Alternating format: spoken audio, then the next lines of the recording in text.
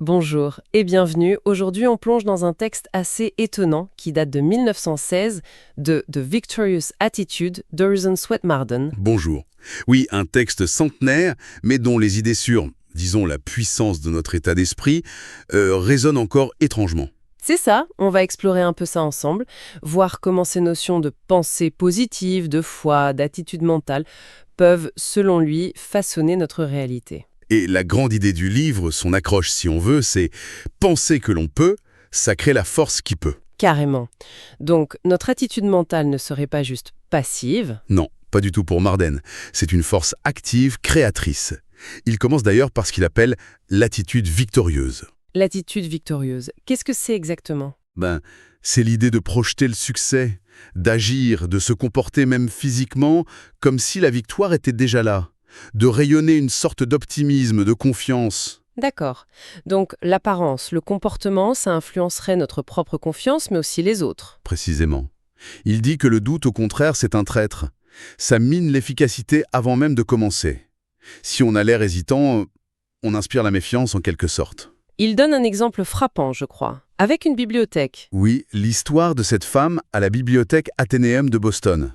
Apparemment, elle n'était pas membre, mais elle y entre, Oui, avec une telle assurance, une telle évidence qu'elle utilise les lieux, consulte les livres, sans que personne ne songe à lui demander quoi que ce soit. incroyable. Et son droit d'être là par sa seule posture mentale. C'est une illustration assez forte, c'est vrai. Et il fait un lien entre cette confiance et la foi, n'est-ce pas? Mais pas forcément religieuse. Exactement. Il parle de foi en soi, foi en ses capacités.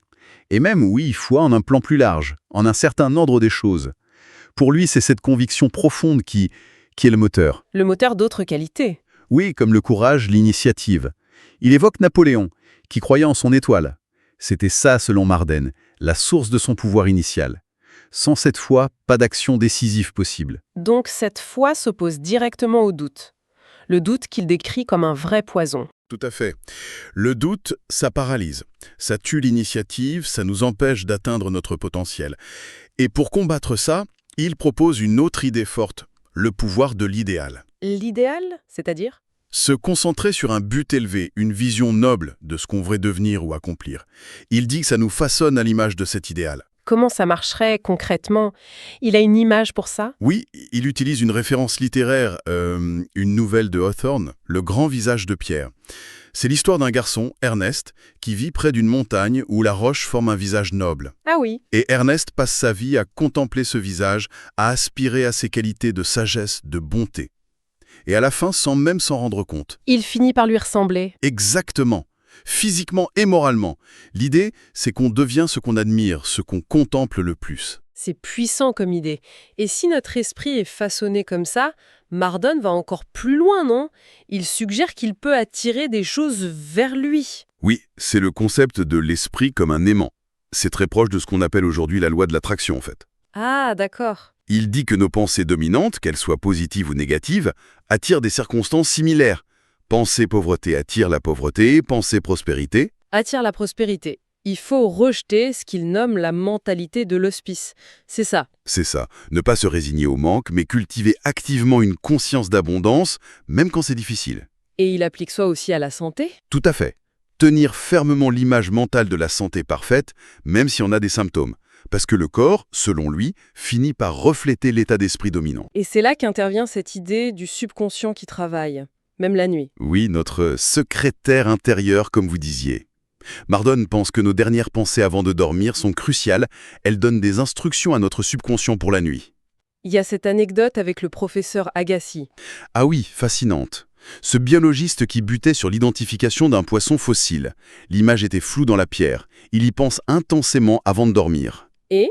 Il rêve du poisson, mais l'image s'efface au réveil. La nuit suivante, pareil. Alors la troisième nuit, il met un crayon et du papier près de son lit.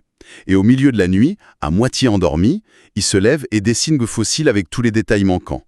Son subconscient avait résolu le problème. Bluffant. Ça ouvre des perspectives sur comment on pourrait utiliser notre sommeil, hein. Marden parle aussi d'une autre dimension, plus relationnelle, la voie de l'amour. Oui, mais attention, ce n'est pas juste du sentimentalisme. C'est présenté comme une force pratique, presque une stratégie. Comment ça? L'amour au sens de sympathie, d'empathie, d'intérêt sincère pour les autres. Ce serait un outil pour résoudre les conflits, améliorer les relations, même en affaires. Il a un exemple pour ça aussi? Oui, celui d'un manager qui reprend une entreprise en faillite. La méthode dure avait échoué avant lui. Lui, il utilise ce qu'il appelle la voie de l'amour.